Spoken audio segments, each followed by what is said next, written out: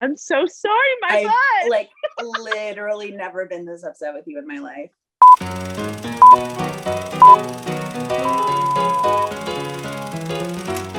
Hi, I'm Raymond Lee. Hi, I'm Hollis Inboden. And hi, I'm Annie Murphy. And we are the cast of Kevin Can Himself. And we are about to play How Well Did You Know Your Co-Star with Marie Claire. Wah! What is the weirdest thing I did around a famous person? Touch Chris Martin's sweaty hand, then promptly lick the sweat? Send a tray of deviled eggs over to Whoopi Goldberg? Or go, how's the weather up there, to Brad Pitt? Yeah, the double guns, or if there's any version of this, yeah, definitely. And what's your famous pose, Annie Murphy? Would you do it for us, please? No, it isn't.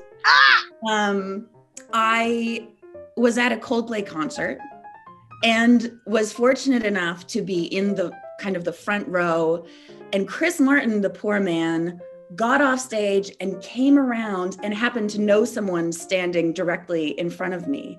And so stopped to be like, hey. All that I could think of doing was grabbing his wrist, which was covered in sweat because he was performing his heart out. And the next thing I thought to do was go. And looking back on it now, that's a horrific thing to do to anybody. And deeply unhygienic, especially thinking back, after these times. What do I collect? Unemployed boyfriends, tiny soaps, or vinyl records? Yes, Annie. Yes, Annie and Ray. The obvious may be one, true. The obvious one is vinyl records, because I know your pops is a huge collector. I also know that unemployed boyfriends is. I have an affinity for the unemployed. Yes. Really do. I mean, I'm going to stick with unemployed boyfriends. Wow. Okay. It's kind of a trick question. Yes, I do collect both, but my passion is my collection for vinyl records. Yes, even though I do have a very charitable heart, and most of my boyfriends have been unemployed. I have a tattoo of a dog on my body. What breed is this dog? Basset Hound, German Shepherd, Hug. Basset Hound. Hug. It is Pug. Basset Hound is the dog I own currently. It's my dog Cookie, my childhood dog, and she meant everything to me. Oh, are you asking me to show it? Is it there? Oh yeah. Oh yeah. There's Cookie in all her glory. How many steaks have I eaten in one day? 2, 3, 4. I'm gonna say 4. I was also gonna say 4, but I'm gonna go with 3 then. So I know this woman can eat meat. I know this woman can hammer down on some meat. Okay. 4. I'm sorry to disappoint you, Mary Hollis. I know I could have done 4. But Ray, you are correct. Oh! I was in Brazil with a bunch of boys in a band. We all challenged each other to eat a steak for breakfast, lunch, and dinner. I was the only one who accomplished my goal. Annie Murphy, will you marry me? Yes. Annie Murphy, can I make you steaks? What book was I reading when we first started filming Kevin Can Himself? To Kill a Mockingbird? So you want to talk about race? Bury My Heart at Wounded Knee. I'm going to go with To Kill a Mockingbird. Okay. And I'm going with So You Want to Talk About Race? The answer is Bury My Heart at Wounded Knee. I had moved from So You Want to Talk About Race because of our very challenging summer where I was trying to learn everything. Well, I failed again. I feel like I haven't won one yet. That's very upsetting to me. I think you might know the answer to my next one, so I'll throw you a softball. What song do I sing out loud to calm my nerves on set? Here Comes the Sun, the Beatles. Water runs dry, boys to men. The reason, Hooba stink. That one. Yeah. The reason. Yes. It happened so often that we started saying, "Oh, you just got stanked," when Ray would do it. It calmed his nerves, and he got the job done beautifully. So, Yeah. It also shows how much nerves I do have if I'm singing it that often. Which show did I have an arc on before Schitt's Creek? Curb Your Enthusiasm, Breaking Bad, General Hospital. General Hospital. I'm also gonna say General Hospital. Oh my God. It could be Curb Your Enthusiasm. It's a trick question. I didn't have a job before Schitt's Creek. It's hard to believe that you were ever unemployed. Like, how did this gem go undiscovered for so long?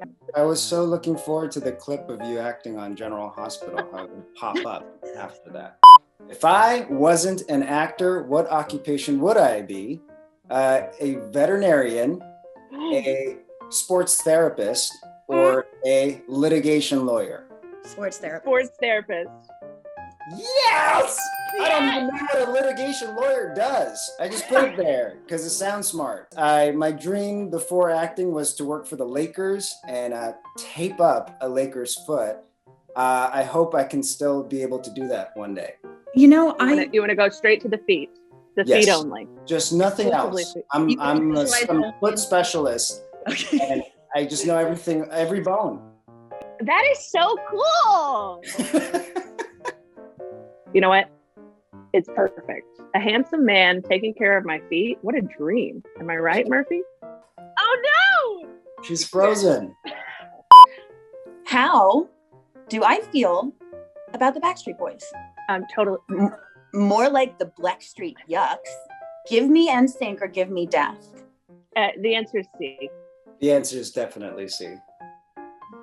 The answer is definitely C. I think I was in grade 8 and I went to a Backstreet Boys concert after loving them with all of my heart and soul for years.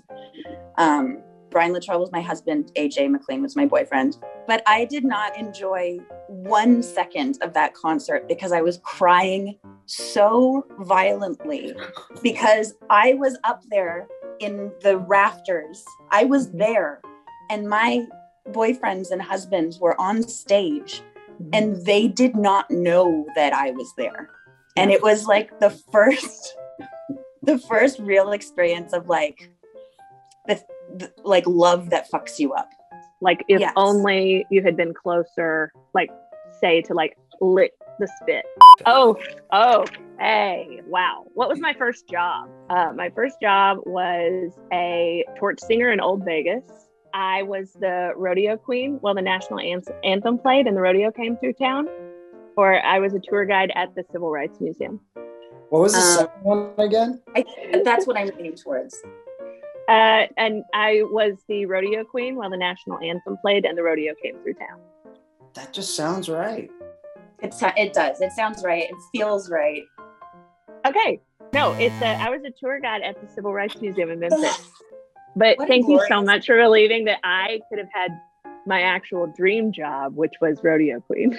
I feel like you should share perhaps like a Rice Festival anecdote. I've told Annie only a couple of lies in my life, and one of them that I was Miss Arkansas Rice Festival. I was never Miss Arkansas Rice Festival. Like if I'm having kind of a sad, like low confidence day, I'll just walk around and talk about how I was Miss Arkansas Rice Festival. I was never. I'm so sorry, my butt. I've like literally never been this upset with you in my life. What did people call me in elementary school? Stink mouth, mustache woman, Oh my God. or Manny Annie? I don't want to say any of them. It's not the first one. You have beautiful breath. I Okay. would say Manny Annie because you do have sort of a masculine vibe. Thank you. I'm going to go with mustache woman because at that age, you don't really know you're rocking a mustache, right? Like it could happen. It could happen to anyone. Yeah. Mustache woman. Yeah. I can do this. Yeah, it was Mustache Woman, guys. And, you know, did I spend some of my recesses hiding in a giant tractor tire? Maybe. Oh. Maybe I did. Electrolysis, you know? And also, there's never been an advertisement for electrolysis, like electrolysis. Electrolysis. Clean as a whistle. What was the first gift Annie ever gave me? A bouquet of flowers, some earrings she didn't want, or an engagement ring? I'm going to go with D, true love. So am I. Oh my God.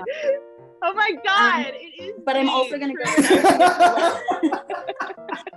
I'm also going to go with B because I know that that is true.